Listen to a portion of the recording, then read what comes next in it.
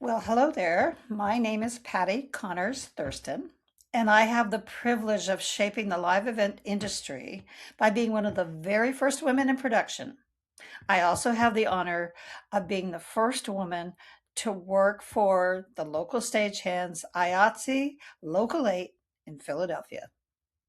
A few artists I have worked with in the past are, of course, the aforementioned Patty LaBelle, who I still love, love, love to this day. Kiss, Jackson Brown, Bonnie Raitt, Dan Fogelberg, Chicago, Sheena Easton, and Laurie Anderson. Well, the three words, actually two, have guided me throughout my career in and out of live event production is be kind. And that is to others and to yourself.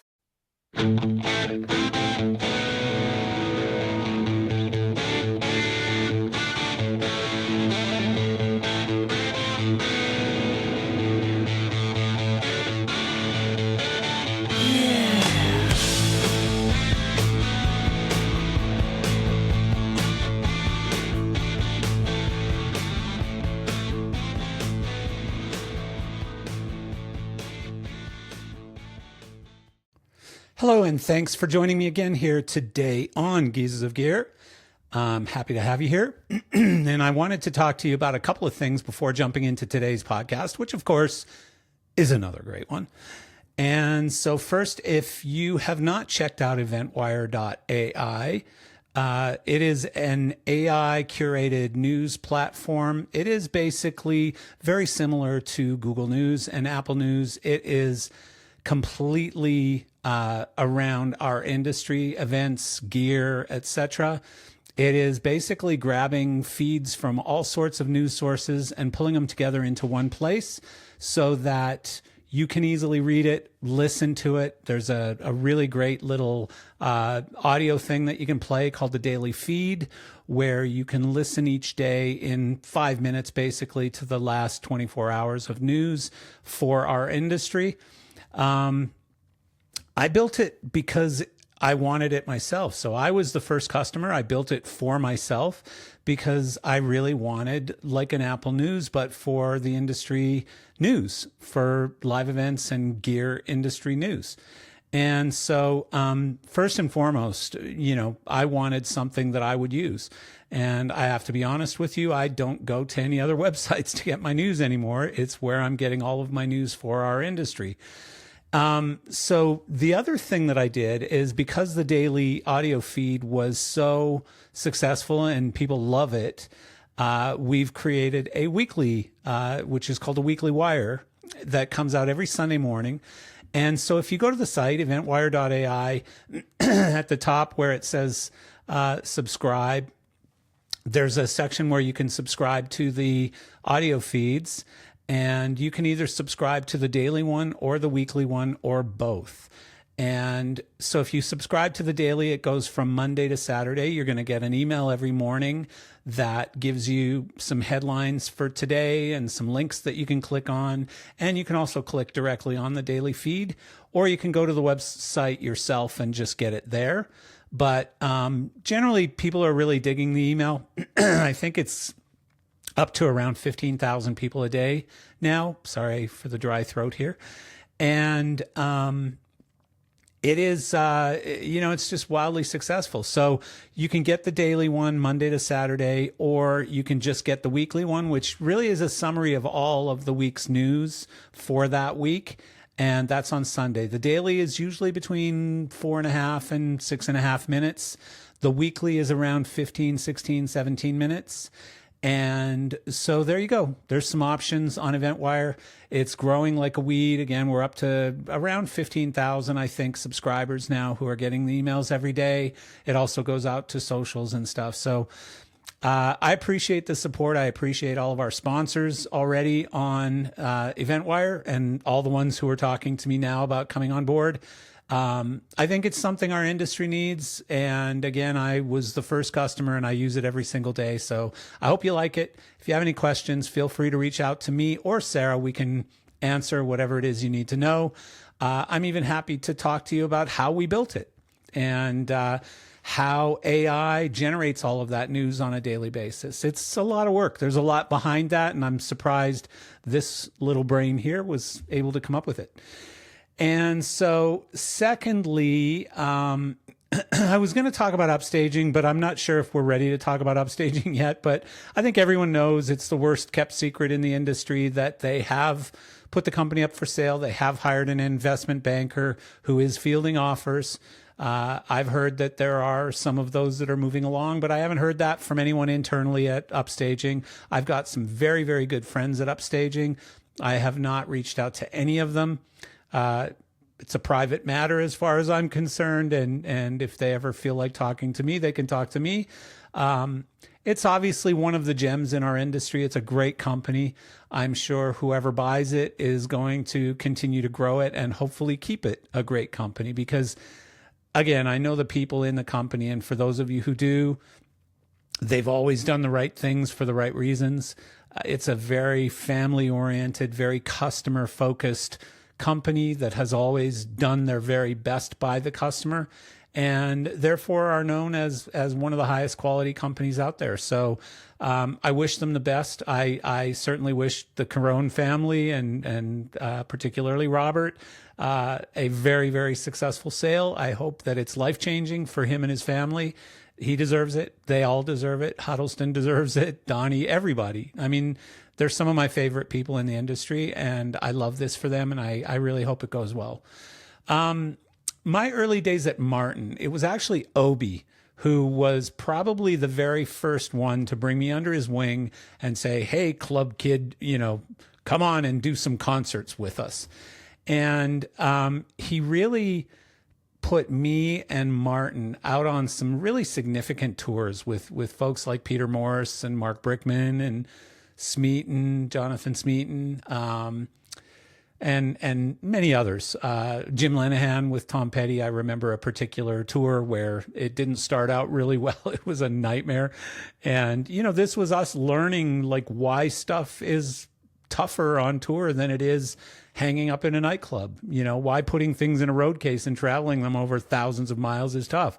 So I was there at those early days of Martin when we were fighting through all of that stuff. Yes, the pal. I get blamed for it often.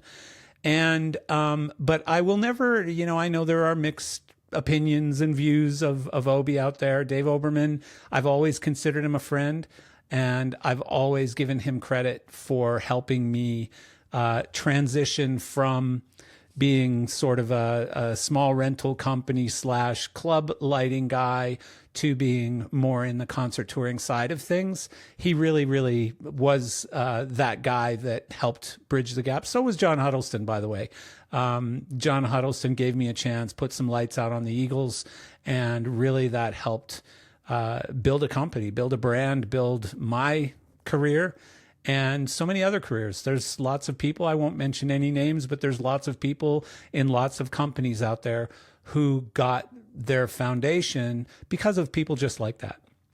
And so, as I said, I'm grateful to Obi, regardless of what anyone thinks or any situations or relationships people have or broken relationships or whatever. I don't care. Like, to me, if I saw Obi today, I'd walk up and give him a hug and shake his hand and sit and buy him a coffee or a drink. And so one of the people I met and formed a relationship at that time, and this is going back to probably early 90s, maybe 93, 94, somewhere in that range, was a lady who worked at the Obi company named Patti Thurston.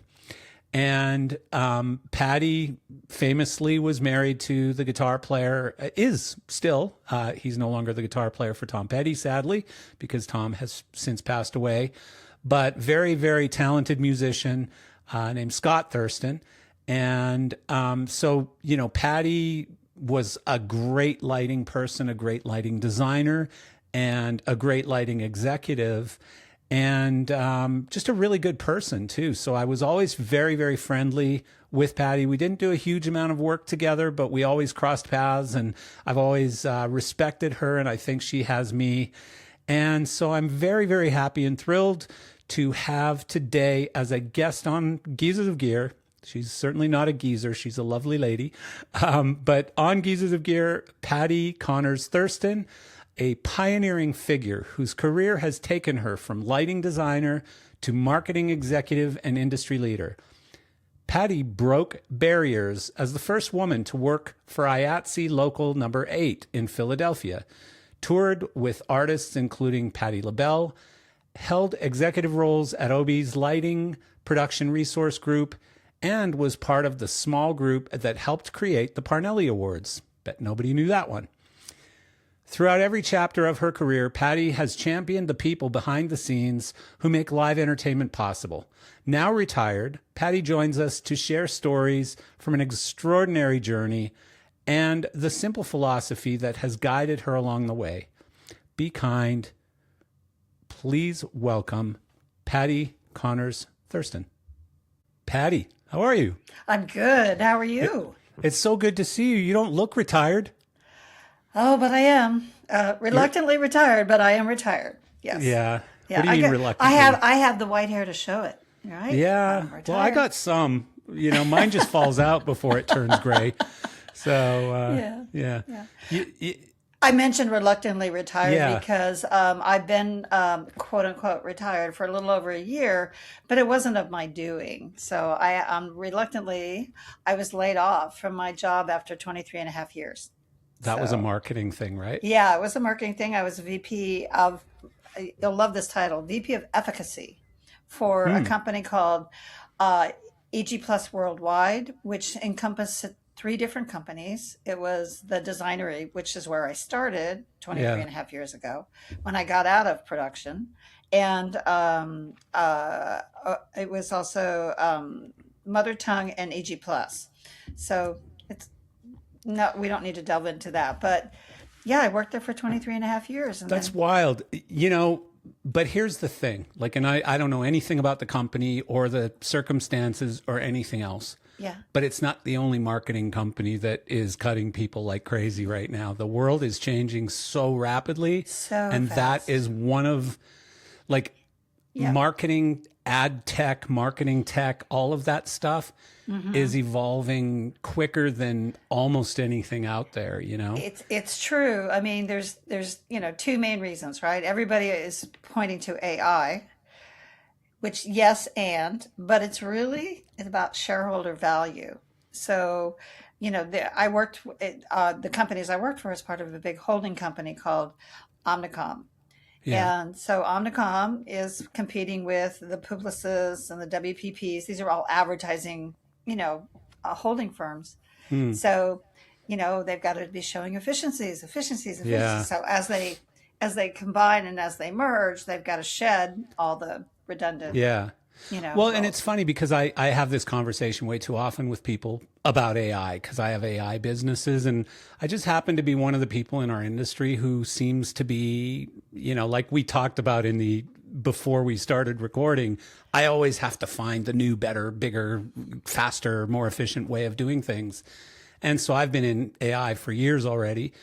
But when you talk about ad tech and marketing tech and stuff as it relates to AI, it's not just people losing their jobs because that company can become more efficient, but even the platforms. If you look, a lot of the marketing companies or marketing ad companies that I know of, ad agencies and stuff, they're losing because they used to make sort of a vig on all the YouTube or Google ad spend or Meta ad spend. But all of those companies now have gotten really smart to where they've built AI to help you manage, you being the company owner, manage your spend yourself. Absolutely. So you don't need the ad agency anymore. Absolutely. So I can go directly to Meta or Google and they'll tell me, here's all the reports, here's all the information, here's the data you need from 20 years of advertising that we've done. Yep. This is the best place to put your money. Yeah. And they're curating your groups, your audiences and stuff really well now. I'm blown away with what $100 got you 2 years ago versus what it gets you today on Meta, for example, is crazy difference. It's crazy difference. It's very true. It is definitely in a huge shift for the advertising world. Yeah. But it's going to affect others as well. Healthcare, I mean, just Yeah. it's yeah, Well, and those are going to be big impacts. Like yeah. healthcare, legal is a big Oh, one for that sure. has already, Yeah. there's all kinds of legal AI platforms out there. Yep. And to be perfectly honest, and my lawyer and I talked about this 2 years ago, a year ago, again, probably a couple of months ago.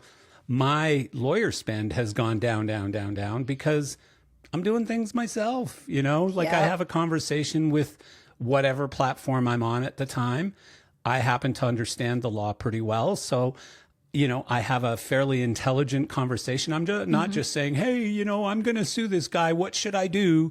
I give it very good details and a really good, same as if I was having a conference with my attorney. I don't want to spend $500 an hour for my attorney to figure the case out. I want to give it to him, like from soup to nuts, as my dad used to say. Yeah. And what the hell does that mean, anyways, by the way, soup to nuts? Do you know? I think it was from the soup course to all the way through dessert. Is that it? I think that's it. I mean, it's certainly something that I wish I had a producer sitting here and I could say, could you check that on Perplexity? Like Joe Rogan does. But I've always wondered what that meant, but I've never been curious enough to look it Yeah. up. Yeah. But yeah, so that business has changed a lot, and it's interesting. This episode is brought to you today by ETC Rigging. For 50 years, ETC has made a name for itself in the world of entertainment technology. You can find ETC products in buildings of every size across the entire globe.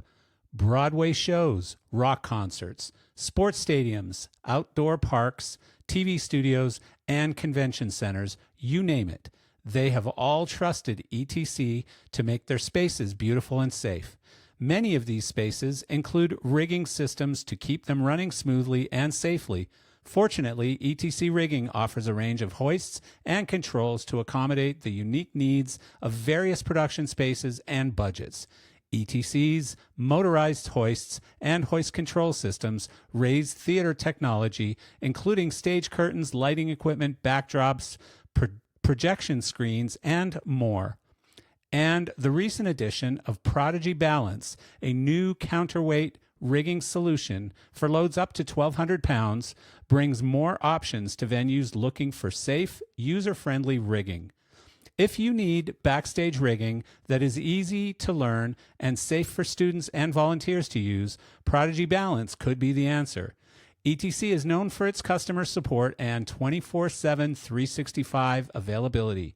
But now, employees have even more of a personal stake in maintaining that reputation because ETC has become 100% employee-owned. Each person building the rigging systems, developing the control software, and answering support calls is actually an owner at ETC. Outstanding support, reliable products, innovative technologies. This is the foundation of excellence ETC has built over the past 50 years, and they plan to deliver more in the next 50. For the latest ETC products and installation news, visit etcconnect.com.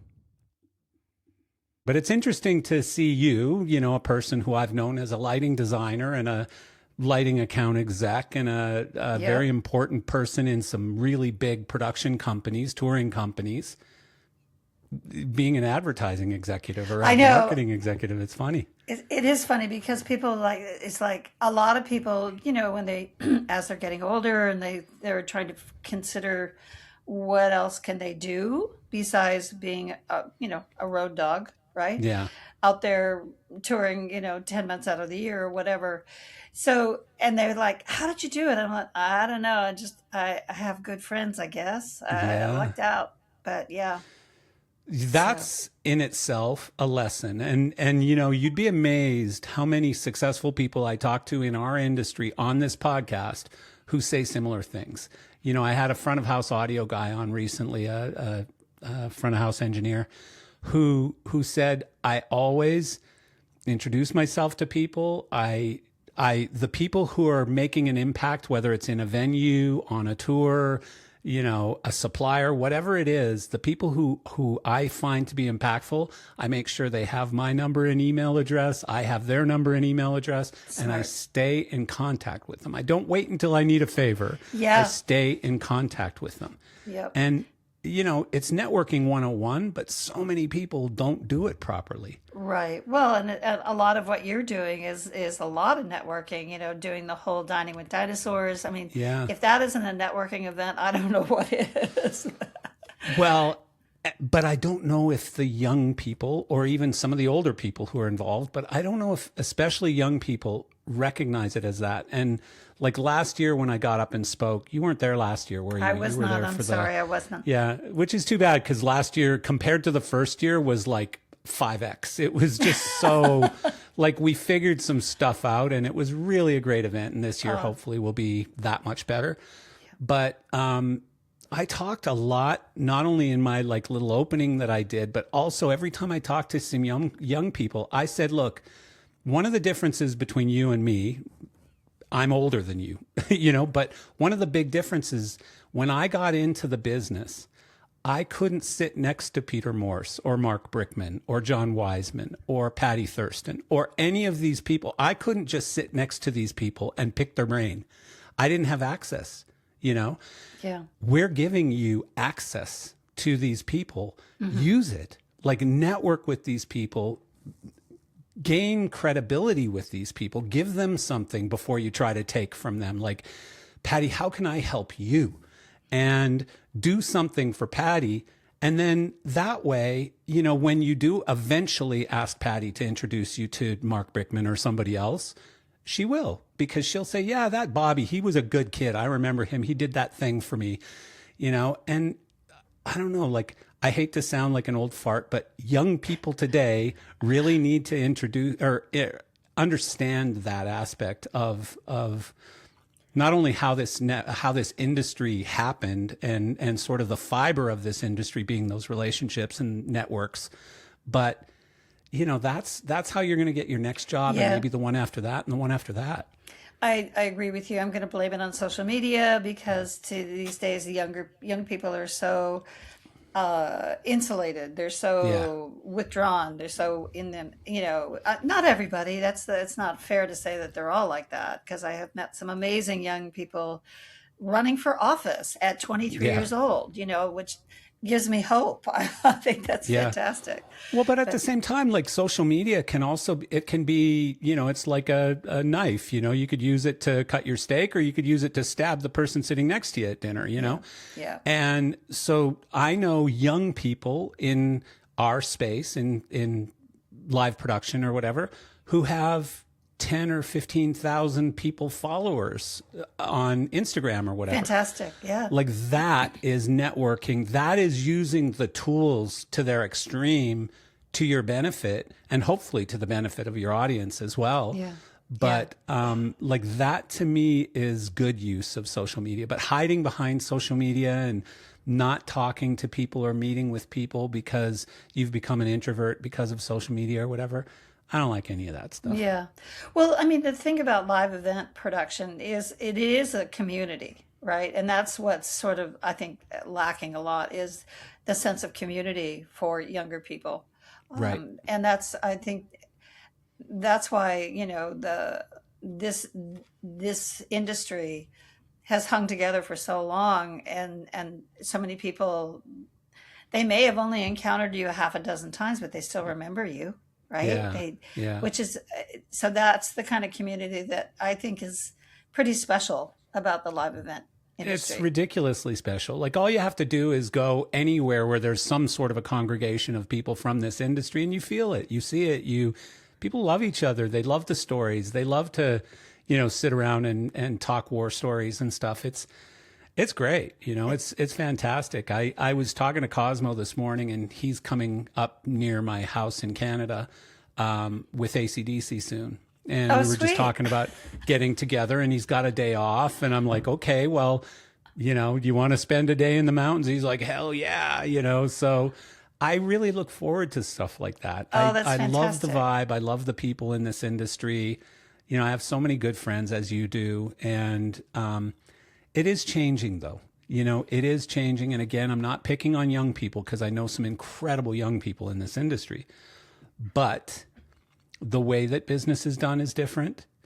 The relationships are different and less important in a sense, which means that you're leaning on price, or you're leaning on, you know, having the exact perfect equipment inventory or whatever, versus being like, you know, an old Obi and being like, take whatever I got in my shop and, you know, don't worry, I'll buy you dinner or something. Like just, you know, like the ability to leverage yourself or your relationships or whatever.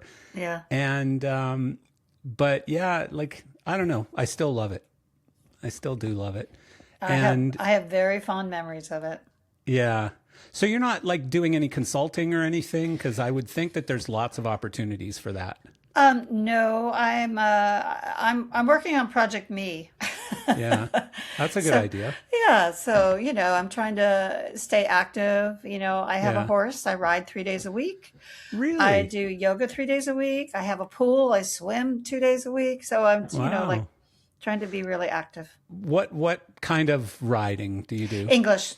I'm a English hunter jumper is what I've done for 20 years now, practically. Interesting. I rode as a kid, and then I stopped for 30 years, and much to my husband's dismay, I took it back up. Yeah. Well, horses, you know, so I live in Wellington, Florida for half the year, and then I live up in Banff, Canada for the other half of the year.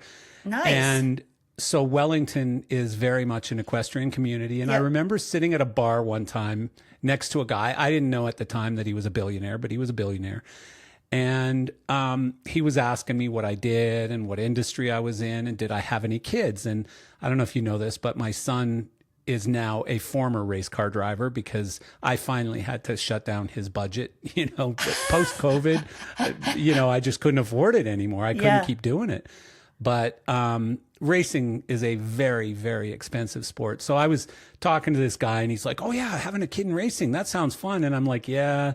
Don't do it unless you got deep pockets. And he goes, Marcel, you know, he said, I own a polo team. Oh, cool. And last year we spent, I can't remember what he said, but it was like $11 million or $12 million or something to field a team. And I was like, Jesus. And he goes, you know, the good thing about your race car is when you're not racing it, you put it in a garage or a trailer or something. It sits there. It doesn't need food. It doesn't need doctors or medicine or any of these other things, training, exercise, you know. So, I mean, it was just like comparing notes with this guy, and he definitely won up to me on everything. Oh, for sure. Horses are, you know, it's sort of like a boat, right? You know, a hole you throw, you know, money into kind of thing. Yeah. But I've been riding now since at least a quarter of a century. Back at it. So do you live on a place with land, or do you board a horse somewhere? No, the horse is boarded. It's in full training. It's, you know, it's the money pit. The money pit. Yeah. I get it. Trust me. I got loads of friends, you know, when I was trying to get one of my buddies to put his son, when my son was doing karting, you know, because karting, people look at it and go, oh, go-karts, what a nice little hobby, you know, but literally when my son was winning at a national or international level, it was like $100,000 a year for go-karts, you know, racing go-karts, $100,000 a year. Yeah. And so I was trying to get a friend of mine, his son, into it. And he's like, hell no, I would never spend half of that much money and all this stuff. And a few years later, he had his daughter in I think she was doing dressage and jumping. Oh, okay. And I was like, dude, what happened to the, you know, I ain't spending $50,000 a year on go-karts. And he goes, I lost the fight. You know, I tried, I lost.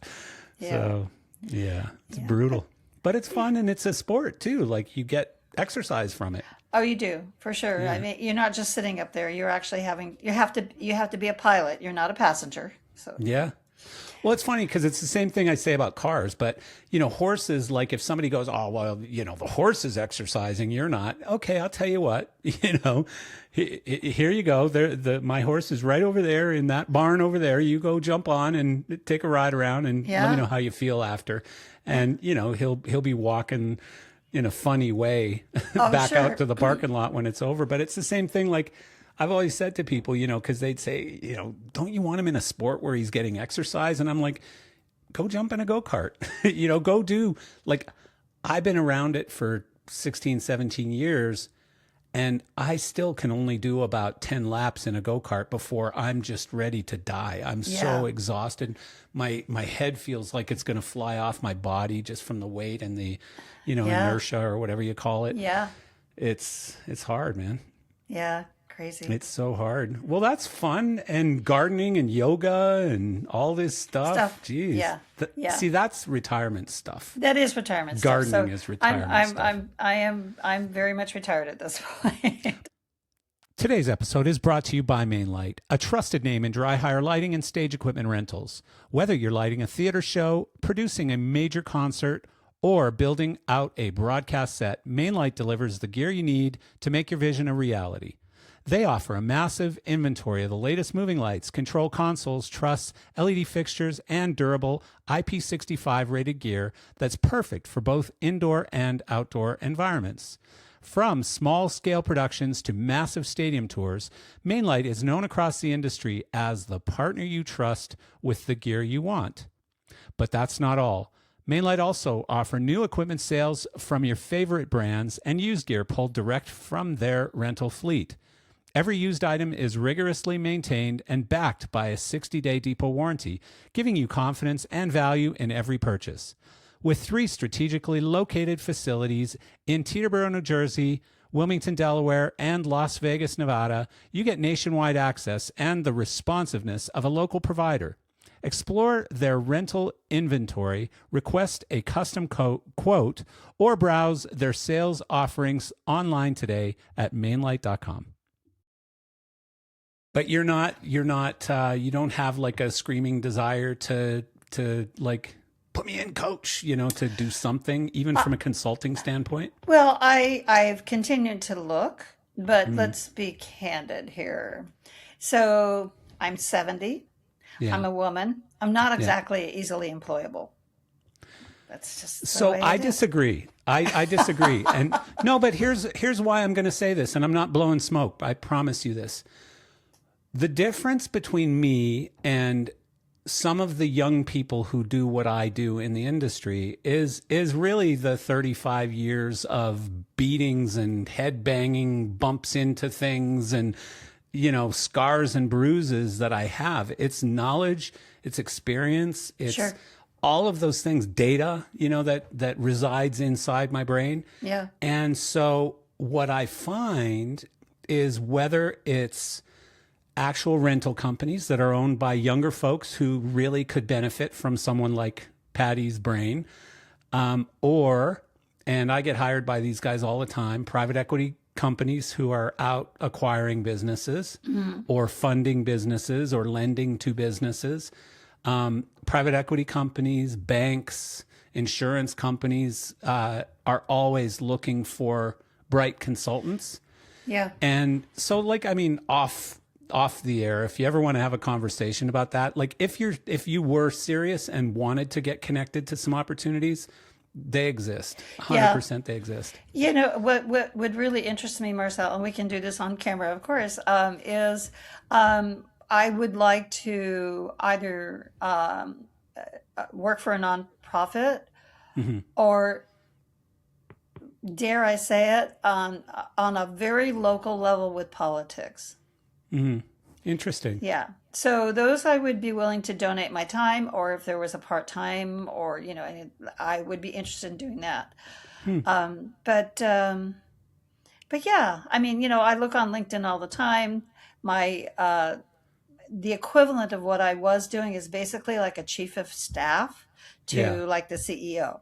That's kind of what I was doing at the end of my advertising agency career. So well, again, I'm not blowing smoke, but just having talked to you a little bit last time I saw you, but also just right now, like you're not what people think of as a typical 70-year-old. And as long as your brain is sharp and you remember most things and you have that knowledge and experience and stuff, I just always think there's value. Like to me, it sounds stupid, but age really is just a number, Oh, and totally. like Robert Roth is still out there, traveling like crazy and an account exec at a high level for Four Wall. And I believe he's 71 this year, or maybe he just turned 70. Oh, that's sweet. That's cute. That's but- nice to hear that he's at Farwell. I did not know that. and he's not moving slowly. You know what I mean? He's Yeah. the same Robert. Like he's Oh, he's still manic. He's manic. constant, two phones going and like I talk to him every couple weeks and we just catch up. He loves Sweet. to have the industry scoop and he knows that I talk to a lot of people. And but yeah, like to me, if you want to quit, you quit, and Yeah. go do other things. Because a lot of us have worked our entire lives, like me, without a break for virtually 35 years. I Yeah. haven't had any breaks. Well, And, and I think so- that to your point about the experience, and I think that most industries, I heard this on the news this morning, is that there's a hiring trend. Everybody that got laid off supposedly because of AI, they're realizing, well, AI can't do certain things for us. We actually need that knowledge and experience to help direct us doing. Well, it's become a vacuum and it's created a huge gap Yeah. for that. It's created a huge information or knowledge gap where, just decision making and common sense and logic and things like that. But also the other thing that AI has done, which I don't think people accounted for when they were saying, you're going to have 50% job loss by 2026 or whatever, is that AI is making companies more efficient, therefore more profitable. And in many cases, those companies are using those profits to add additional staff. So, it's right. It's not unlike the 1990s when Yeah. everybody discovered the internet, right? Yep. Or think word processor. Like word processor put entire, what were they called? Typewriting pools. yeah, They had all these people. yeah, Right? yeah. That eventually, it all went away. It all The disappeared. printing press, the automobile, every time there's a major technological Yeah. shift, everyone panics. And Right. usually here's what happens. There's usually a dystopian view of everything and a utopian view of everything. And it always ends up somewhere right down the middle. Yeah. It's not as bad as you thought it was going to be, and it's not as great as you thought it was going to Right. be, is usually what ends up happening. Right. And those big technological shifts, or shifts in the economy, and is usually, it happens over time. The thing that's Yeah. kind of frightening is the AI has accelerated that, right? Yeah, it's quick. Yeah, it's quick. So we'll see how people adjust. But you're right. People will figure out how to work with it Yeah. and adapt from there. And Yeah. some jobs will definitely go away. I right? have those conversations all day, every day. Like I literally do. I had one this morning. I won't mention the guy's name, but he left PRG recently. And one of the businesses that he's working to set up right now is, and he was pretty high level at PRG, but he is consulting for larger organizations who want to start to bring AI into the organization as more than just something to help people write emails, Right. more of a business technology shift than just helping people, replacing Google or whatever. Right. And so, we had a similar conversation, and it's, again, like the speed. I have several businesses that are either completely AI or rely on AI. And the speed at which it's happening is not only a bit alarming and unsettling, but it's also a pain in the ass because, you are doing something and mid-flight it changes and you have to completely change the way you're doing something because now it's this. Like, oh yeah, I know I told you last week we were going to do that, but now it's this, Yeah. So it's a bear to sort of keep your hands around. It's tough. It's not easy, But I'll tell you, I'm 62 now. I feel like I'm 45. Like I am learning more and I'm more functional and more productive today than I think I've ever been in my career. Oh, And good that for says you. a lot because I've always been pretty busy and always trying to do a lot of things. But Yeah. I believe I'm getting more done and at a higher level today than I ever have. Oh, that's fantastic. And That's great. and AI helps that, by the way. It's again, some days it's a lot. Like some days I'm just like my head is exploding. But it also, like I have this thing, for example, on ChatGPT called a morning brief. And every morning it sends me this pretty long message and it has checked all of my email box from the day before, my calendar for today, anything in sort of my to-do lists or memos or anything for today, but also all of my meeting transcripts from yesterday, all of my internal communications with my team from yesterday. So this AI agent is just going out and gathering all this information and saying, based on everything I just discovered, here's the shit you need to do today. Yeah. Here's what you need to be Nice. focused on. And here's a couple of articles you should read as it relates to either AI or the live events industry or whatever. And so again, it's more information being thrown at you, but if you know what you're doing, you can find a way to kind of funnel that into a system that works. And Yeah. that's what I've managed to do. Kind of digestible, right? Digestible. Exactly. Digestible. Yeah. Sweet. So, again, I mean, I'm putting this out there, but if I can ever help you with that journey, because again, like I know people who want their career to end and they absolutely just want to travel with their family or garden or do whatever it is they want to do Right. next. And they want nothing to do with work. Right. But then I know other people who either were forced out or kind of retired a little earlier than they wanted to. And I even have Right. family members in this category and are kind of like, if you ever have anything you need somebody to do, you could just throw it at me. I'm not looking for a paycheck or anything. I'm just looking to keep busy, Yeah. Well, I And appreciate I'm that. more than happy to help people through that situation because I, old people rule. So, You're very kind. Thank you for the offer. I appreciate that for sure. yeah. So in the show notes, one of the things you said, and I said it in the intro too when I introduced you, which you didn't hear yet, but your motto in life is be kind. And is that just a California thing or is that is there some foundation? I moved to LA in 1986. So I'm not a Californian by birth, but I'm definitely a Californian now, Yeah. having been here 40 years. It's always kind of been a motto to me because I think that people they don't practice enough kindness, and it takes work in my opinion. It doesn't come easy because you can go the other way really quick. So I think kindness takes effort. And the other thing is sort of like if you're kind, people will be kind back to you, right? You don't attract what is it? You don't attract bees with vinegar, you attract them with honey. So right. Yeah. So, I find it if you're kind, generally people will be kind back to you. So Yeah. It's so true and it's so important. And I'll tell you a time when it really hit home for me. And I was with my ex-wife.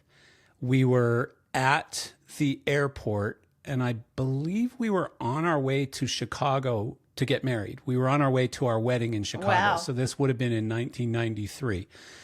And our flight was canceled. And we were at the American Airlines counter and, I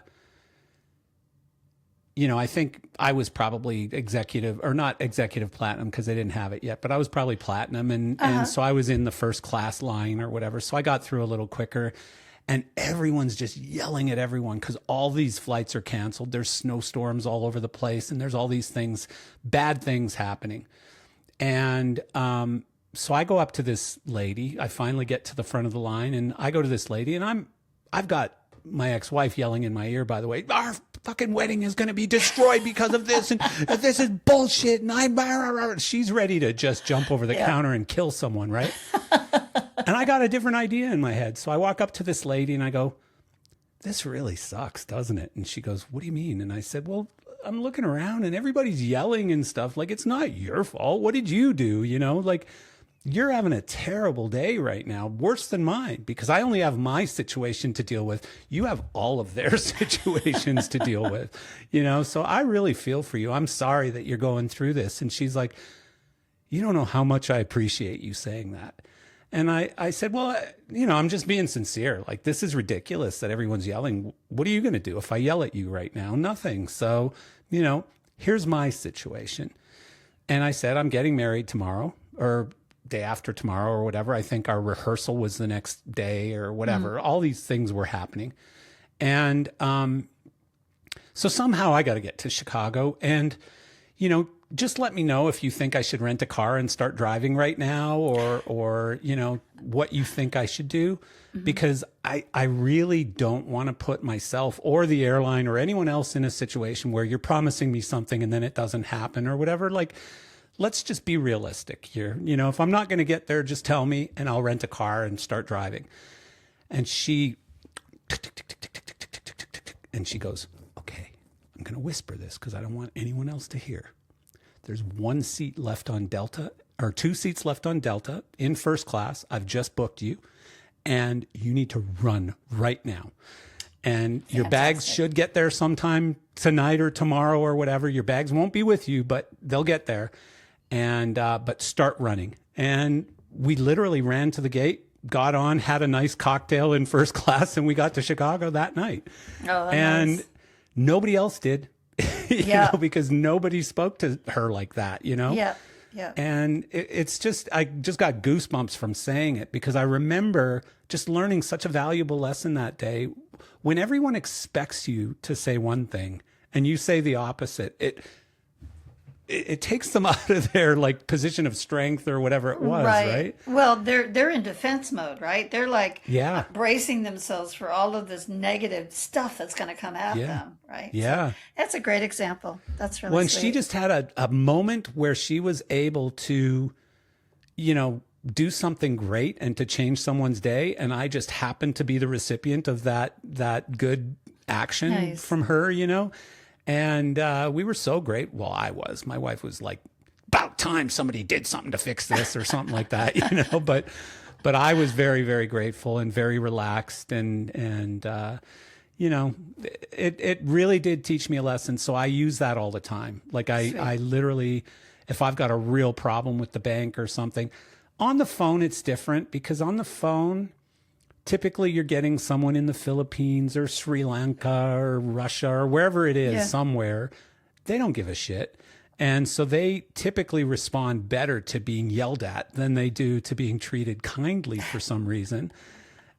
So sometimes you have to kind of adjust, you know, that method. But in general, like, you know, if someone were to call me and say, you know, you screwed up this order, but here's the thing, like, we can still save this. Let's work together on this, and I'll help you and we can fix it. Done. Let's get that done, you know, versus just yelling at me where I'm just going to go, you know, blah, blah, blah, blah, blah. I'm not hearing anything anymore. Sorry. So, So, but it's a great motto. I love it. I really do like it. I wish more people had the be kind motto, and quit blaming me for everything.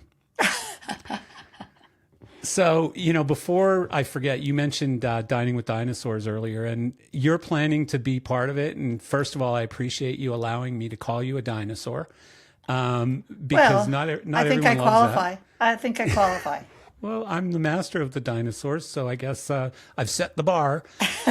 But like I said earlier, it's really grown into a thing. Like last year, myself and all the ladies from LDI, I say ladies because I think all the people I deal with at LDI are ladies now. Yeah. We were just so proud, and we were just like, pinch me. This is amazing. You know, it was just looking around the room and going, wow, there's like 500 people here or something. Fantastic. And everyone's loving it. And I'm getting all these young people coming up to me going, oh my God, this is so amazing that you've put this together for us, and we appreciate it. And it was just cool. So I'm really looking forward to doing it again this year. And I'm super happy that you're kind of, carrying the flag for the ladies. For the ladies, yes, for the ladies. I just wish we could get more of them to come.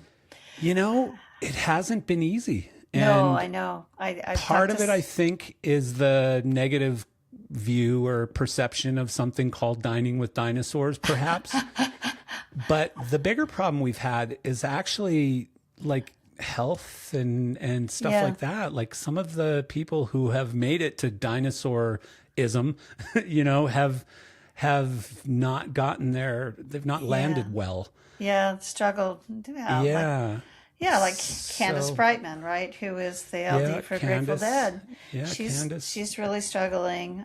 We've been trying for a couple of years to get her involved, and she'd be amazing. I mean, we'd absolutely love to get her involved in it. So, I guess what I'm trying to say is it's not for a lack of trying. I know you guys are really trying. If you know the ladies at LDI, one of the things they hit me with the very first year is diversity.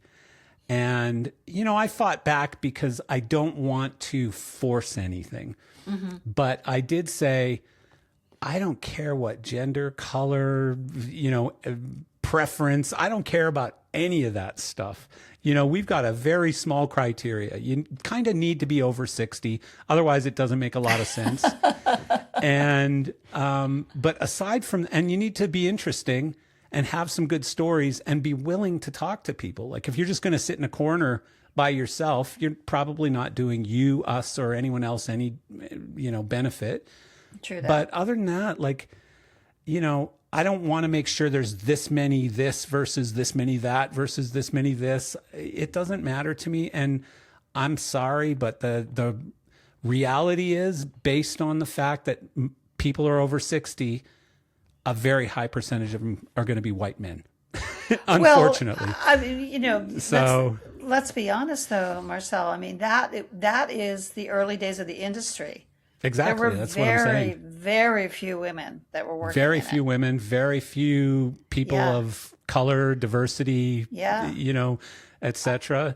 Yeah, I mean, and even fewer people of color, for sure. I can remember probably on one hand, like Benny Collins, right? Like, the people that were black working in the industry, black women. I don't know that I know of one. I'm sure there are. God, if you could find us one, you'd really help our numbers, Patty. You'd really help our numbers.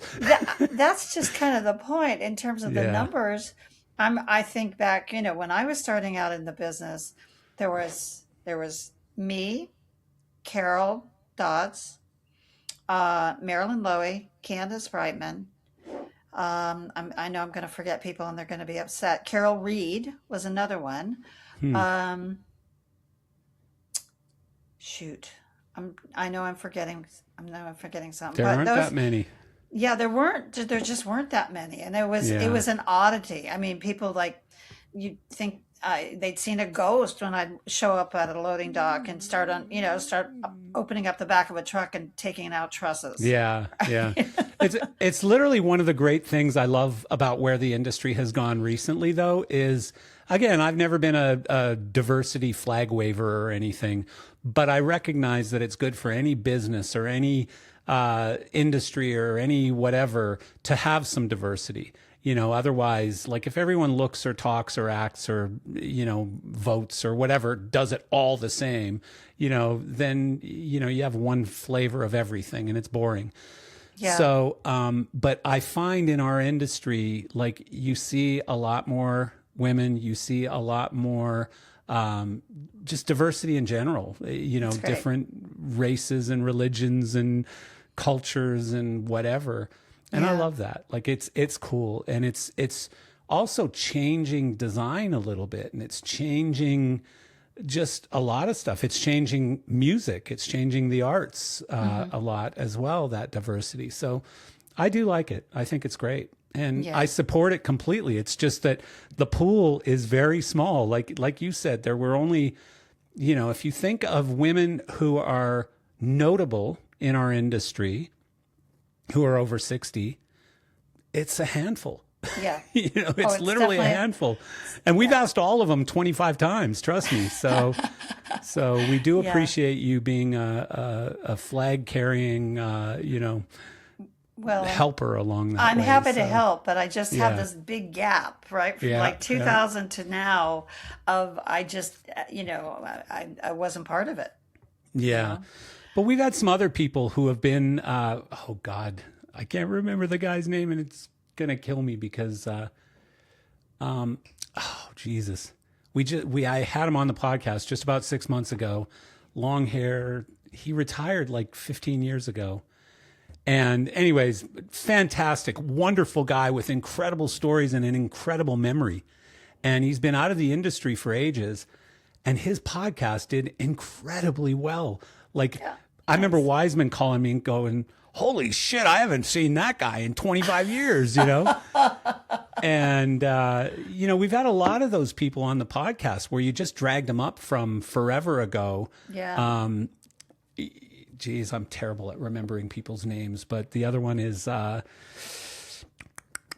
my God, production manager for Journey in the early days, Oh, no, I was thinking Val from Northern Dox too. Was on California. the, gosh, yeah. No. Anyways, yeah. So you bring in these people who have been retired for 20, 25 years.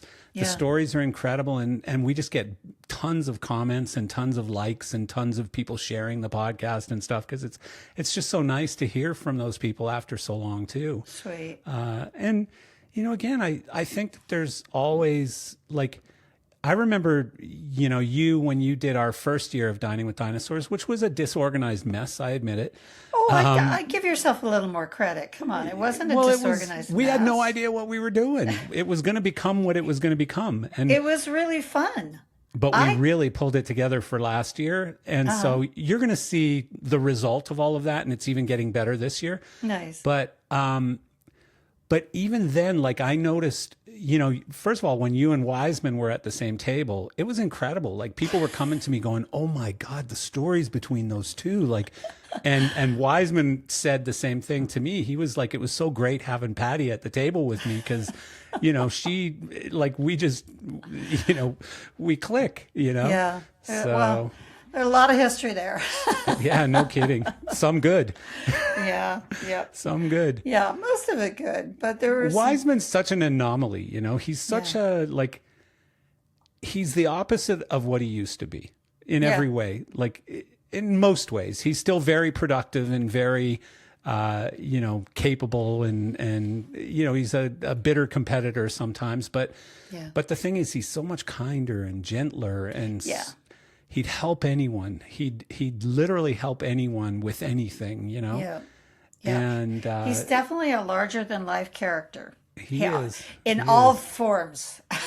He is. All of his Yeah. evolution from being a crazy at Verilight to now executive VP at PRG or something. I can't remember what his title is. I don't know. I don't even think he knows. I don't think he cares. Like as far as in his head, if he's got a problem, he calls Jerry. Like he doesn't even pay that much attention to who Yeah. the CEO is today. Like it's a funny thing. Not that he's disrespectful, but it's just that I don't think the hierarchy means anything to John. It's just who can help me get my customer taken care of. Yeah. And That get this sounds show true. done. That sounds very true. I think he's always had that mindset. Yeah. Extremely passionate. Yes. He Yes. is. So Yes, for sure. I competed against him at one point and it was no fun, like we've been such good friends for such a long time, but I remember we competed on a job and he calls me up and he goes, Fairbairn, lose my fucking number. Click. And so I was so like, John. I was like, so John. okay. So a couple months later, I get a call from him and he's like, Marcel, how you doing, buddy? And I'm like, I'm good, John. How are you? Oh yeah, man. We haven't talked in a while. I just thought we should talk, I haven't talked to you in a little while. And I'm like, I didn't say because last time you told me to lose your number and you hung up Yeah. on me. So yeah. Anyways, but again, it's one of the things I love about the industry. And I hate that, we're all getting older and that sort of, that era is going away, Yeah. of music too, not just of the people in the business, but the music itself, like the Stones, are the torch carrying, wonders of the world right Crazy. now. Crazy, So, I know. yeah. Delicate Productions. Since 1980, Delicate Productions has mastered the art of lighting, audio, and video in high energy live settings, from iconic music festivals to global tours, corporate launches, award shows, sporting events, and beyond. For Delicate, the only way to get it right is to get it just right. With precision, creativity, and full service production capabilities, they turn bold visions into moments that linger in pop culture's subconscious. Need a single touring partner to handle audio, lighting, video rigging, and production design? Delicate delivers it all flawlessly. Located in the greater Los Angeles area and part of the Live Events Productions Network, Delicate has access to a deep nationwide inventory of gear and is powered by a highly skilled team amplifying your tour's full potential.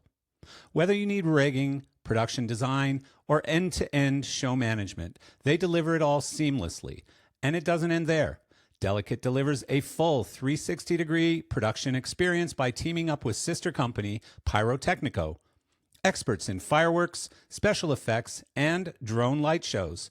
Together, they create truly immersive, multi-sensory experiences that elevate every show. Visit delicate.com to see how unforgettable events get made. That's delicate.com, where technical brilliance meets creative impact. Originally went to Temple, right? I did. I went to Temple University. I was a theater major. So when I graduated from high school, I was one of those drama freaks in high school. Like I spent more time after school than I did in school, working on plays and all of that kind of thing. And I went to Temple for theater, but for costume design. And once I got there, it quickly shifted to lighting design. It spent like, I don't know, one semester in the costume shop, and I went, yeah, I think I'm going to try something else. Yeah. So my concentration was in lighting, which kind of got me into, it was theater. I was mainly aspiring to do theater. I had a couple of summer jobs. 1976, it was the bicentennial, and there was on the Philadelphia, where the Liberty Bell is.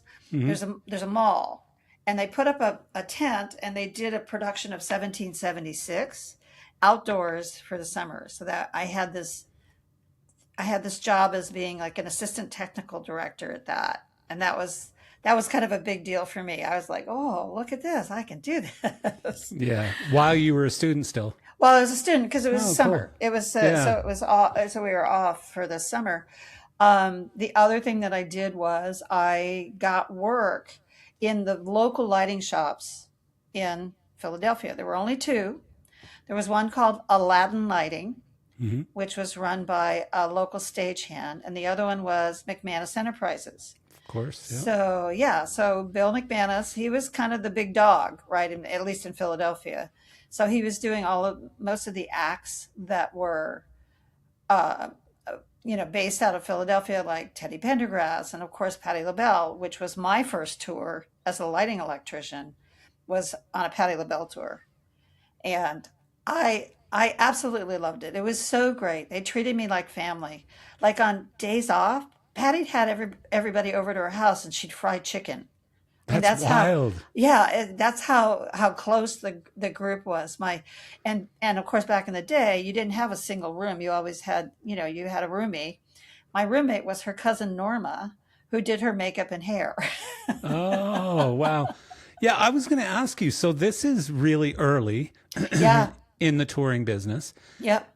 and you couldn't have been one of many women that's on the technical crew. Yeah. Yeah. I was the only one that I ever saw was me. Yeah. And I also, it made an impression on the stagehands as well, right? Because, you could pull into a town and they're like, what is she doing here? Right. Kind of thing. But part of my breaking into the business, besides wanting to get into touring, was threatening to sue my way into the IATSE in order for them to give me work, which they did. So I was the very first female IATSE stagehand in Philadelphia. Wow. Well, that's not always the easiest way to make friends with the IATSE, is it? No, Threatening to sue them. but it's like Well, and if you don't give me work, I'm going to sue your ass. So they gave me work. yeah. So they did. And They gave me work, and they I guess not IATSE. Yeah, I was just thinking like some of these union heads and stuff are not people that you threaten. But I oh guess well, IATSE's not as bad oh as no, like, no, no. IATSE's terrible. oh, really? It was kind of a mob mentality in Philadelphia. It was all Irish guys. It was Yeah. the O'Sheas, and then it was pretty Yeah. wild. Wow. But yeah, but they gave me work, and they gradually came to accept me. A lot of it was, like initially like prop jobs, and then of running follow spots, just, Yeah. so, But but were you always like treated differently, like with kid gloves? no, Like, not too don't much. give Patty any of that stuff. Those boxes are too heavy for her, you know? No, I used to, no, not really. It was No. like you have to prove yourself. Hmm. So I would bundle four out just like any other man would. I would like, Wow. be pushing cases, loading the truck, the whole routine. That's cool. Yeah, pretty And wild. this was also back in the day when, there was none of the Me Too movement and all of these other things. And so was there ever those kind of problems where No, you were cornered in a weird, in a vom or something going, hey, no, lady? I had maybe one drunk fellow tech try to crawl into my bunk, maybe Yeah. once, but for the most part, I was never um, threatened. I was never. Uh, People were very respectful. They Yeah. were very rude. It was a different time too. I just Yeah. think that I was an anomaly. Let's face it. They were Yeah. kind of like, Yeah. okay, well, let's let her do Very her much thing. so. Yeah. And what did your parents think? Like, were they a little bit against it, I would guess? I was always a pretty headstrong kid. I'm the oldest of three girls. So Yeah. I was always the one kind of breaking out, like, you know, I'm the one that hitchhiked across country from Yeah. Virginia to LA. That was the kind of thing. I was kind of fearless. So Yeah.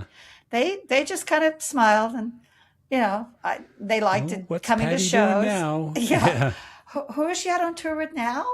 Yeah. That kind of thing. But Well, yeah, probably at some point when you were successful and you were out with Patty LaBelle and all of these things were happening, they were probably just, yeah, like very proud and talked to their friends about it, yeah, at the bridge game. They'd be like, "Oh, well, our little girl is out doing lights with yeah, Patty LaBelle this month," yeah.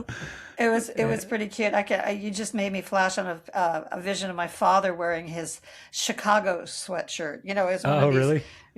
the band Chicago, and it was like all the way across the entire front of the shirt, the Oh, sweatshirt. yeah. But he loved that sweatshirt. Yeah. So they liked the swag, I think. But Yeah. yeah, they, Yeah, they they got like the perks, but yeah, you got to worry. You got a daughter who's out there on a tour with however many are on the crew, and they're yeah, all men except for her. yeah. And so, yeah, that would be somewhat concerning, I guess. They were very sweet. They were very tolerant, I have to say. Yeah, They never tried to tell me not to do something, right? So, that's cool. Mine yeah, too. Mine too. Mine were like, you want to be a musician? Go be a musician. right, right. Which I sometimes wish they would have just taken me and beaten me instead. No, you're not going to do this. You're going to get a normal job and you're going to, Right, probably would have right. been better for me. Yeah.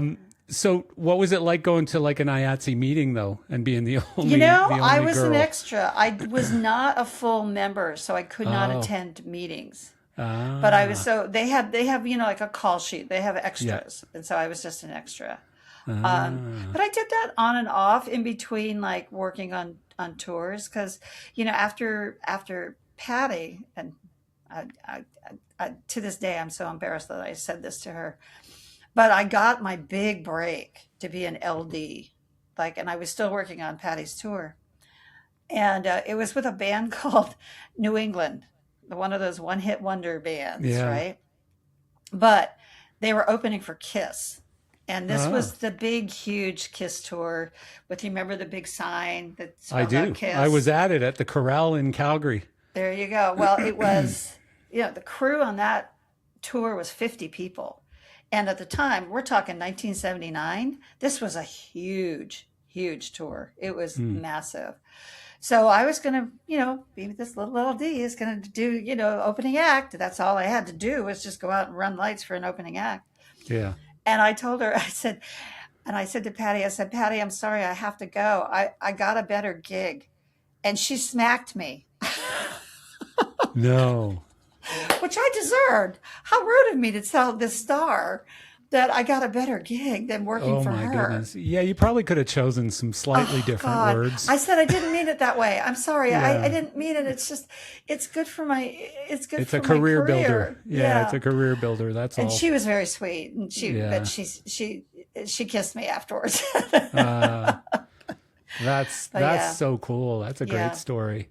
Yeah. So looking back, like at that first tour, at those early days when you Yeah. first got started out with McManus and stuff, um, do you remember specifically like any mentors or people who Oh, like sure. really gave you opportunities or pushed you along? Yeah, there was a, a couple people. We had there was at McManus's shop. There was a guy named Jack. I'm not going to remember his last name, but it was Jack the Rigger, and he was this old sailor, sort of salty guy with a crew cut, and and he was the rigger, right? So he would work on tours rigging and stuff. Kind of reminds me a little bit of Roy, Yeah. kind of that surly, Roy kind of, Bickle? yeah, Yeah. yeah. But Mike Esmond was another person. Mike did early tours with Jethro Tull, and so McManus was one of the first people to kind of like put lights in trusses, right? Because before it was a pole and a crossbar, and you put lights on it, right? Yeah. So Mac kind of came up with, they were huge trusses too. They weren't like they kind of got down to like maybe like this big. These Yeah. were like this big. They were like Yeah. and heavy steel, Yeah. not aluminum. But so Mike Esmond, who lives in Florida now, he worked for Disney for a long, long time. I still think he consults for them. But he was one of the first guys to go out on tour. It's Jethro Tull. There was another person, John Roth, who you may have Yeah. remembered. I do. So John was at McManus as well, and he was out doing Parliament and the Funkadelics. Fun. And Fun. the other tour they had was Jefferson Airplane.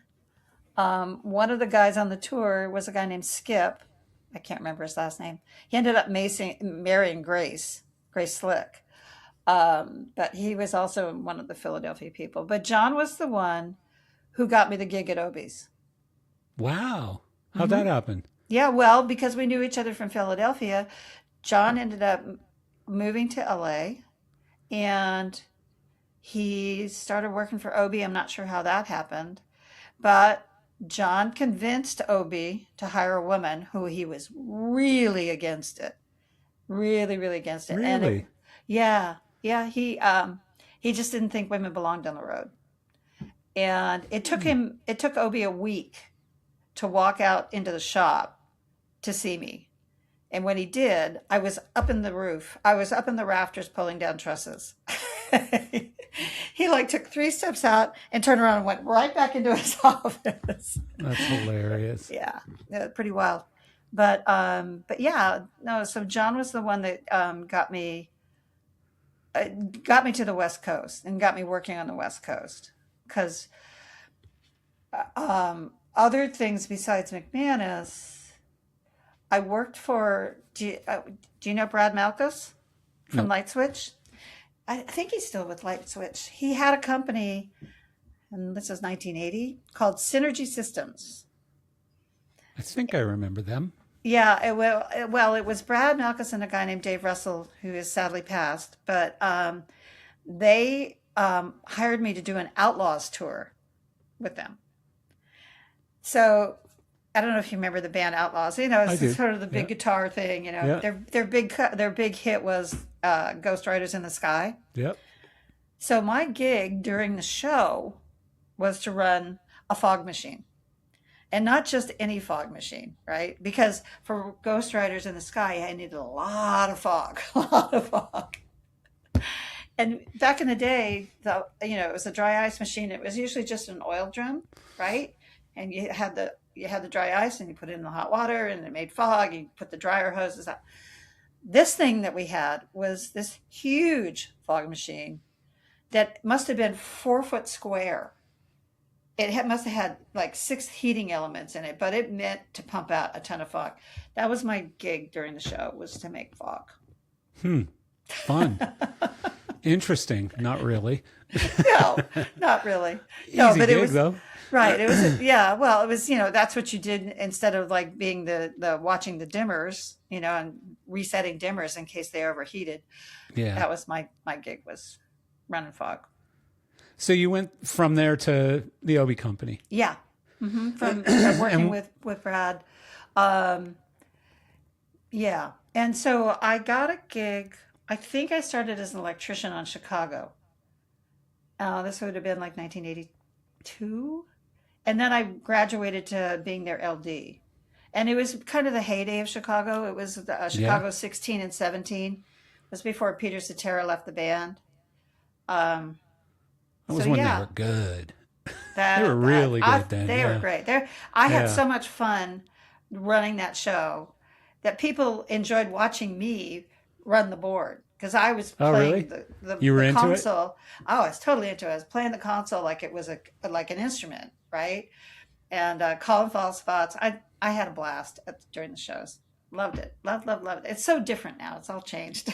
it's all Yeah, it's all so much more computerized and stuff. But it was fun. it is. Yeah. But you Yeah. still have guys and girls who still jam. Like they're basically busking the show in a sense, or at Yeah. least hitting lots of buttons. Like somebody posted a video of Howard Ungerleider out with Rush right now. Oh, And nice. Howard's still, hitting buttons and doing things during the show. Like Yeah. it's not all just, time coded or whatever. He's Right. hitting buttons and going dun, dun, dun, dun, that kind of stuff. Yep. Yep. And, Yep. so yeah, I think some LDs still get into it, still play, Yeah. you know, Nice. quite a lot. Yeah. Especially some of the jam bands and stuff that are out there now. Like, you have to, because every night's a different show, basically. Yeah. Yeah. So, Yeah. so, when Obi did hire you, what was that? What was your role? I was an electrician, just Oh, okay. a crew, And then how did basically. that evolve into being like an account exec and all the other roles that you did Well, there? yeah. Um, I I got off the road in 1990, and that was at the request of my boyfriend at the time, now my husband, who said, "Are you going to stay on the road for the rest of your life?" And I went, I guess not. Yeah. So I kind of moved into the office at Obie's there. That was probably 1990 because the last tour I did was a Bonnie Raitt tour. It was Nick of Time in 1990. So yeah. So then I moved into being an account executive at Obie's. And if you remember Marcel, which is your competitor, Obie had an agreement with a French company that I do. marketed Chameleon. Yeah. telescans. Remember telescans? I do. They were like cyclops. They were crazy. Yeah. And then the Z scan. Yeah. Yeah. Yeah. So yeah, so I did that and eventually became VP of marketing for Obie's. Um, and then in 1996, Jerry Harris hired me away for PRG. Yeah. Yeah, Yeah. and As he did. I was the first woman in his organization Were you? as VP of marketing. He had Wow. one other a gal named Nicole Scano, who worked for the CFO. She was she was like a financial I've known Nicole forever. Oh, you Yeah. have? Okay, so Yeah, you know yeah. Nicole. Yeah, no, I know Super Nicole. sweet lady. She was Yeah. the only other woman in the whole organization that it wasn't like, say, a receptionist kind of thing. Yeah. But Interesting. I never would have thought of that, yeah, you Jerry know? really wanted to hire a woman for VP of marketing. He wanted to mix it up a little bit. So When yeah, he still has, well, they still have a woman there today as VP of marketing, don't they? yeah. I think the Yeah. subsequent ones have always been a woman. I mean, because Yeah. the woman that replaced me, because it was 1996. That was when Jerry really started building PRG, Yeah. and in the course of 4 years, because I left in 2000, it went from 4 companies to 19 companies. Ugh. Yeah, nuts, right? Yeah. Crazy Yeah. nuts. No, I remember every friggin' moment of all of that. Like because I was close to all the companies that he was acquiring too. Yeah, yeah, So I remember, Marty when he was buying Vanco, and I remember, yeah. And Brennan Bash, when he was buying Cinema Services, and yeah, and yeah, Bash with and Don Stern, yeah, I and remember Donnie at Bash and Bob. yeah, and And like all of them, I remember having those conversations with every one of them as they were, and even Roth, yeah, as those deals were being made, Marcel, am I making a mistake here? And, yeah, you know, the short version is yes, but the long version is, your life's going to be easier in some ways that are probably really important to you right now. And a lot harder in every other way. yeah. It's going to It change. was, Life's going to change. yeah. It was. I'm trying to find the right word. I'm not going to say it wasn't that it was brutal, but it was hectic, right? It Because was chaos. it's thank you. That's the perfect word. It was It was chaotic. chaos Yeah. because as you just settled into one thing, then it shifted. I was VP of marketing. I was a VP of use sales with it was like and after 4 years, I went, you know what? I'm done. I got to take a Yeah. year off. And I did. I took a year off. Yeah. Good for Yeah. you. Smart Yeah. move. Yeah, no, Yeah. it was chaotic. Like I was on the supplier side. So the things I was seeing was like, I remember, and I've talked about this before, when I went to high end, I remember doing a deal, and I forget which designer it was for, but it was a television thing.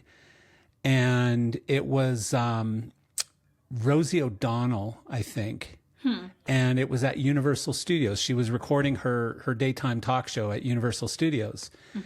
And so they rented from PRG, I think it was like 300 studio colors. And I had just started for high end at this time.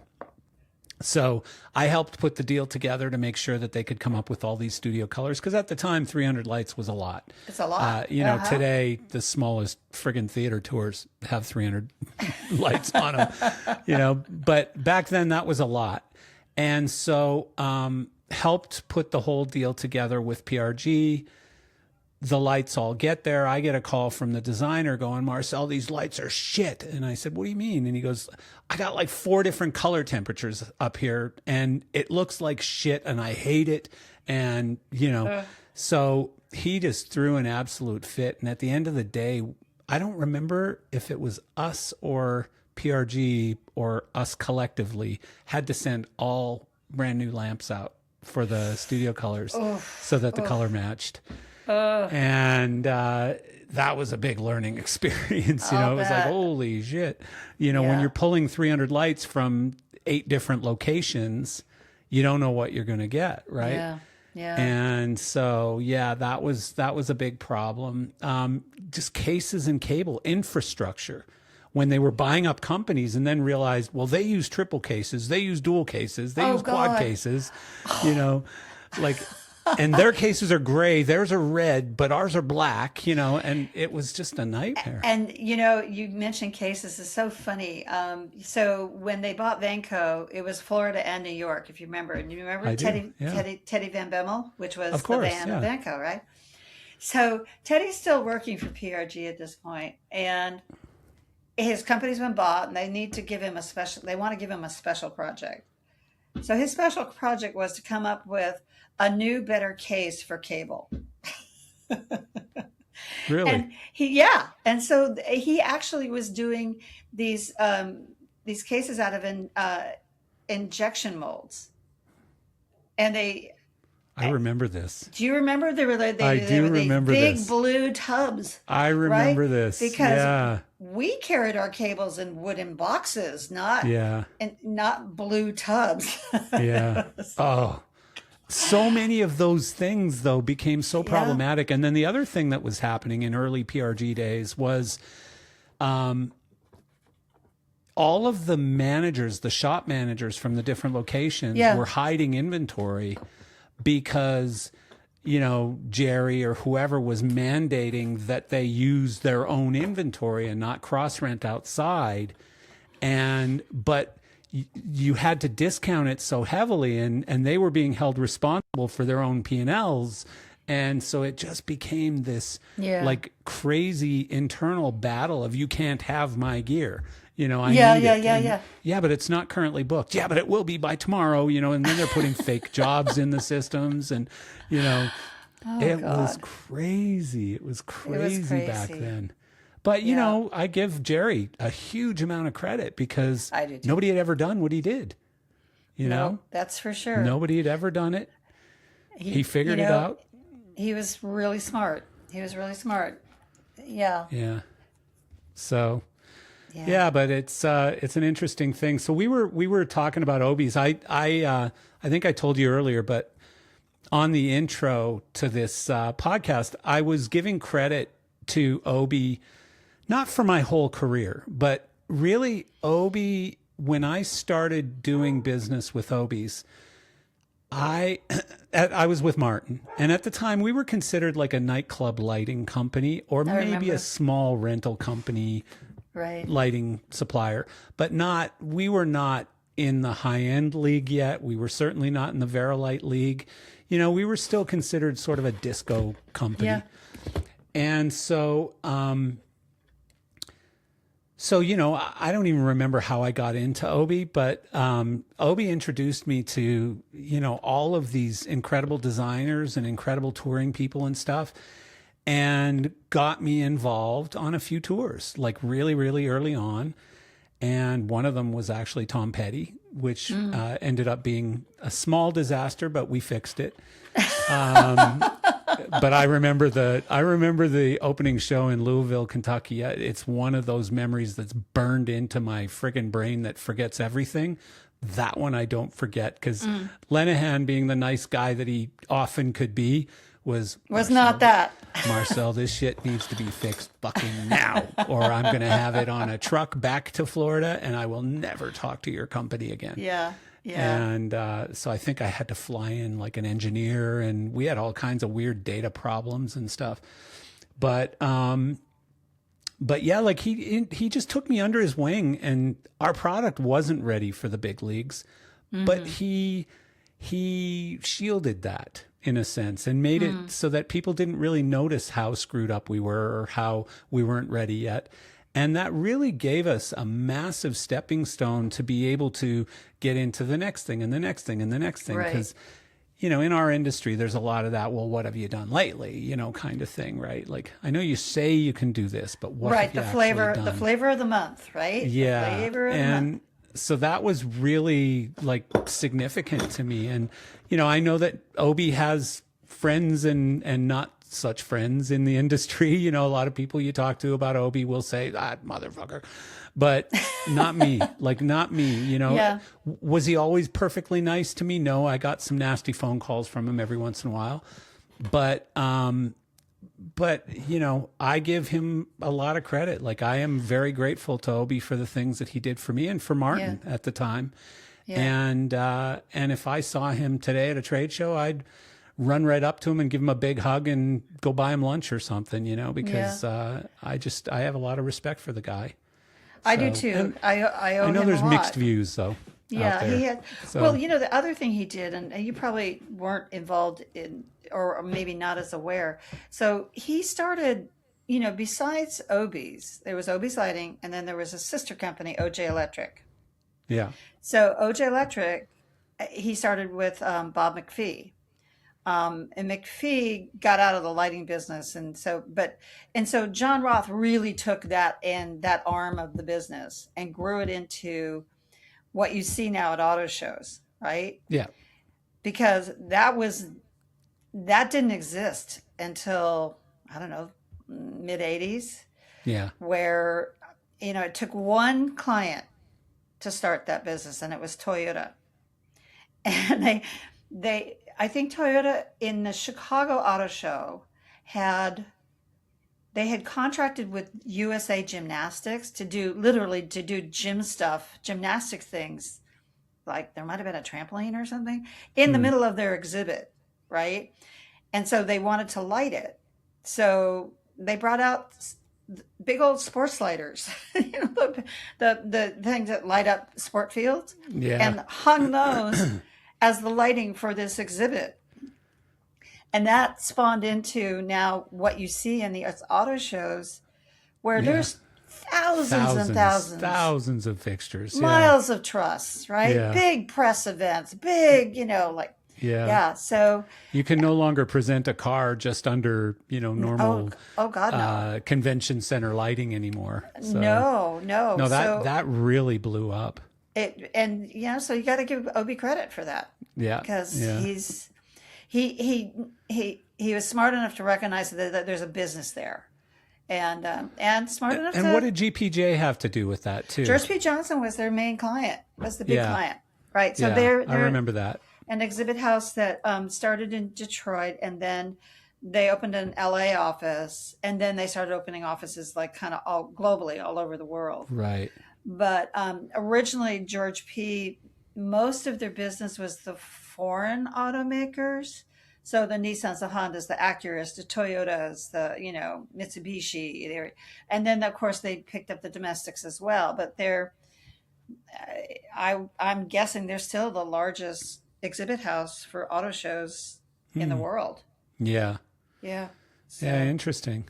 Yeah, but Obi obviously saw that market, I think, ahead of most people oh yeah. and did very, very well with it. And then when the whole Obi's thing blew up, he just went strictly into that market, right? With SIBO. Yeah, Yeah. well, he sold to Westsun. Remember, he sold Yeah. Obi's to Westsun, and I don't know how long he actually stayed at Westsun, because I was kind of really out of the out of the business, I think, Yeah. when all this was going down. But yeah, and so then he reinvented himself. Obi Yeah. spelled backwards is Sibo. Yeah. Yeah, I know. It's hilarious.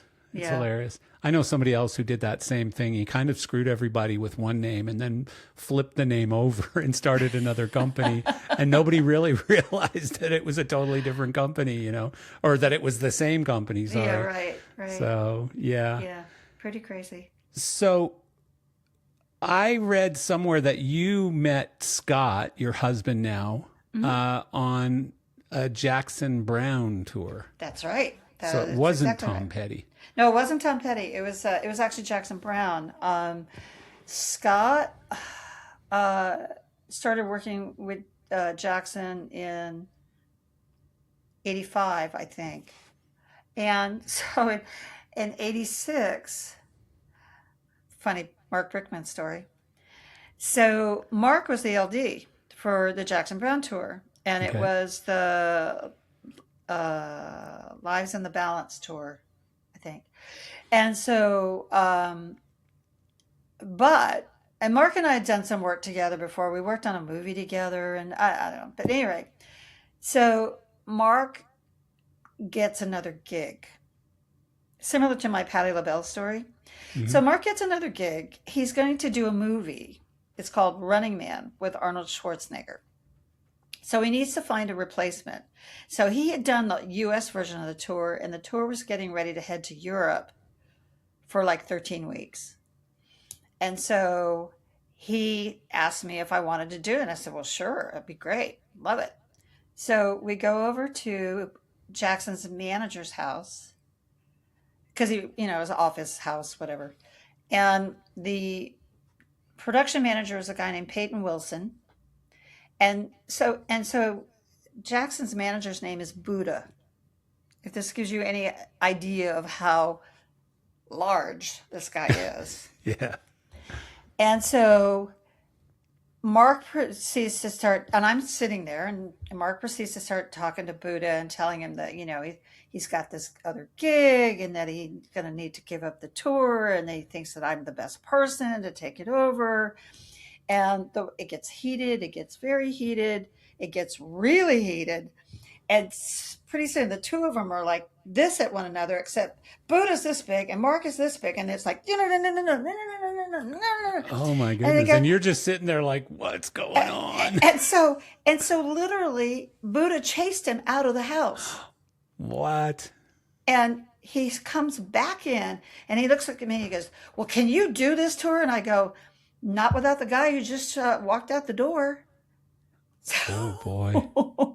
So he proceeded to They kissed and made up. kind of they went back to their separate corners, but because I was picking up the rig that Mark had put together, I needed to learn the show from him. I couldn't just Yeah. so that's You how didn't I, want to start all over from the beginning, in other words, at no this no point, right? no Not a no good idea. no. So yeah, so I picked up the tour midstream and did the next we did a 13 weeks in Europe. We did 5 weeks in Japan.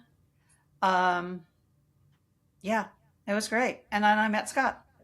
Interesting. Yeah, we were the first tour. Well, they were doing production rehearsal, and the first stop was in Edinburgh, Scotland. And I'm up on stage, and I'm standing behind Scott because I'm focusing lights, right? And I've got somebody up in the truss and telling this way, that way. But my back is to Scott, and then he turns around and he's like, "Who are you?" That's hilarious. Yeah, yeah. The start of a beautiful love story. The start of a beautiful love story. That Yep. was that. Yep. Yeah. There it was. You had a nice date in catering. Yep. And your Well, first no, date in catering. it was kind of funny. It was kind of funny because we were obviously attracted to each other very early on, and so they decided that I needed to ride the band bus, that I didn't need to ride the crew bus, that I belonged on the band bus. So Oh, there how was convenient. a lot of late night pinocchles and footsie under the table. Yeah. Oh, fun. Well, and that was so how long have you been married? We 36 years. Wow. Yeah, Congratulations. That is thanks. incredible. That's Yeah. awesome. Yep. Yep. Yeah, That was I've only met Scott a few times, but such a nice guy. Like even when we were imploding on the Tom Petty thing, he was like, you'll figure it out. He was just super cash about it, and yeah. uh, Yeah. yeah, Well he did both for a while. He did both Jackson Brown and Tom, like from 1990 to 94, and then he he decided he really needed to focus on Tom Petty. So he mm, and Jackson are still best of friends these days, and that's cool. but yeah. So Is Scott retired as well? yes, he is pretty Yeah, much not really playing much music. yeah, He fiddles with guitars all the time. He's always yeah, building guitars, so yeah. it's his Yeah, well, hobby. that's a disease for all of us, I think. Once you start playing guitar or whatever, you just yeah. And I mean, it's crazy now too. Like, and I'm sure he says it, but some of the guitars, like some of the Sunburst or Gold Top Les Pauls are Hmm. selling for like $500,000-600,000 It's now. Like ridiculous. Slash, I think, just bought one for $600,000. Yeah, yeah. It's the money is insane in It some of is those guitars insane. now. Yeah, he just sold a few of his guitars. Yeah. But he had a 55 gold top Yeah. Les Paul. That had to be some cash. Yeah, That well, paid for some horse food. he did. No, no, no, no. Oh, no, no, no. That's all my money. Yeah. He it was actually a gift from Jackson, and he gave it back to Jackson. Oh, wow. Yeah, yeah, it That's was neat. sweet, That's really sweet. neat. I like that. Yeah, Yeah, I just sold a guitar recently, just a Strat for like 25 grand, and I was like, okay. Some nice, guy in Japan wanted it, and I sold it to him. nice. So yeah, I mean it's like cars. It's like everything else. Like I heard a really cool story on Twitter or something yesterday. And it's true because I heard it straight out of Jay Leno's mouth, but Jay Leno had a woman reach out to him who was widowed. Her husband had just passed away, and one of the things that she needed to get rid of was a Ferrari. And I forget which model Ferrari it was, but she said, I've been put in contact with you because I have to sell this car because it belonged to my husband. He bought it in the 70s, I think he said. And he goes, okay, well, it's a car I'd definitely be interested. What are you looking to get? And she said, $350,000. Would you be able to pay that much? And he said, well, I absolutely would be able to pay that much, but let me ask you a question first. And she says, what? And he says, do you make cookies? And she goes, what do you mean? And he says, do you bake cookies? And she says, yeah. And he says, are they good? And she said, yeah, I make really good cookies. And he says, well, I'll tell you what, if you make me some cookies, I'll get you close to $4 million for that car. Holy crap. And she goes, excuse me? And he goes, yeah, the car's worth a hell of a lot more than the 350 you're asking. Long story short, he ended up getting her $3.75 million for the car. Wow. And she made him cookies. Oh, that's great.